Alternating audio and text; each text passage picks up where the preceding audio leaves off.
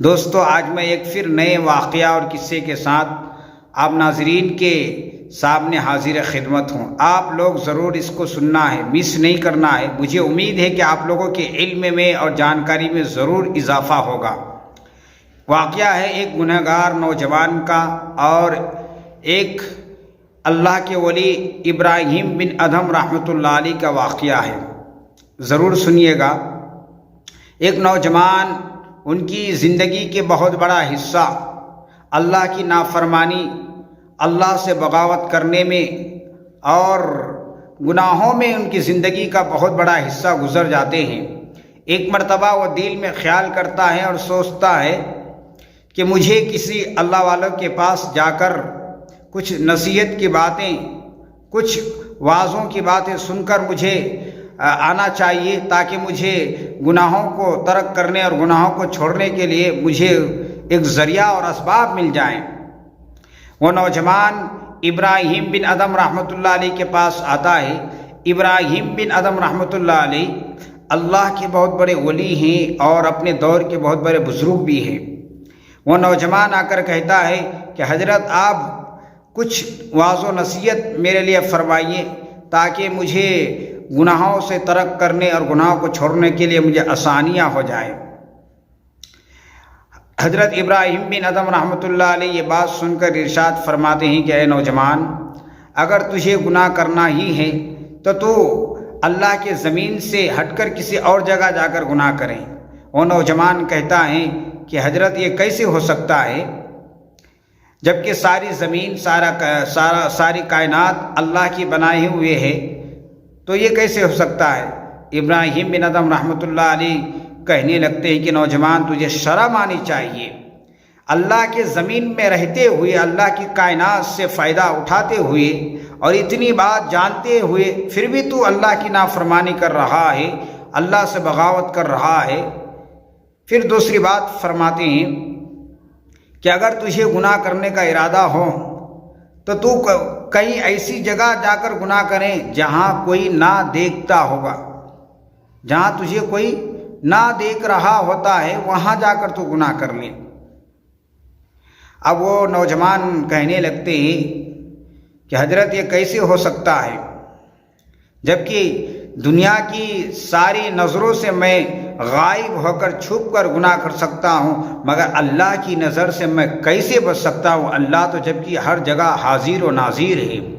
اللہ وہ ہیں جو کالی رات ہو اور کالی پہاڑ ہو اور اس پہاڑ کے اندر کالی چوٹی چلتی ہے، اس کے دل کے آہت کو بھی سمجھتے ہیں، اس کے دل کے دھڑکن کو بھی سمجھتے ہیں اور دیکھتے ہیں، تو میں اللہ کی نظر سے نہیں بچ سکتا۔ ابراہیم بن ادھم رحمۃ اللہ علیہ کہتے ہیں کہ اے نوجوان، تجھے شرم آنی چاہیے۔ اللہ کے اتنے قریب ہو کر، اللہ کو عالم الغیب جانتے ہوئے بھی، اللہ کی قدرت کی سارے چیزوں کے شیکار کو جانتے ہوئے بھی تو نافرمانی کر رہا ہے، اللہ سے بغاوت کر رہا ہے، تجھے شرم آنی چاہیے۔ پھر ابراہیم بن ادھم رحمۃ اللہ علیہ اس نوجوان کو کہنے لگے کہ اگر تجھے گناہ کرنا ہی ہے تو اللہ کا رزق مت کھاؤ، اللہ کا دیا ہوا رزق استعمال مت کرو، نعمت استعمال مت کرو۔ نوجوان کہتا ہے کہ یہ کیسے ہو سکتا ہے حضرت، جبکہ دنیا میں جو چیزیں موجود ہیں ساری چیزیں تو اللہ کی ہیں، یہ کھانا، یہ پینا، یہ پانی، یہ ہوائیں، یہ ساری پھل فروٹیں، یہ ساری نعمتیں تو اللہ کی دی ہوئی ہے، اللہ کا رزق ہے، اللہ دیا ہے، یہ کیسے ہو سکتا ہے؟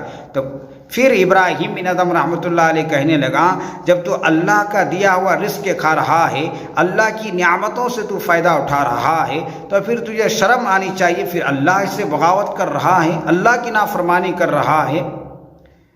پھر ابراہیم بن ادھم رحمۃ اللہ علیہ کہنے لگتے ہیں کہ اے نوجوان، اگر تجھے گناہ کرنا ہی ہے تو ایک کام کر، جب ملک الموت کا فرشتہ تیرا روح نکالنے کے لیے آئے، تیرا روح قبض کرنے کے لیے آئے، تو اس وقت تو ملک الموت کے فرشتے سے کہنا کہ مجھے تھوڑی دیر کے لیے مہلت دے دیں، تاکہ میں توبہ کر کے نیک لوگوں میں شامل ہو جاؤں، گناہوں کو اپنے پروردگار سے معاف کرا دوں، تب جا کر میرا روح قبض کرنا۔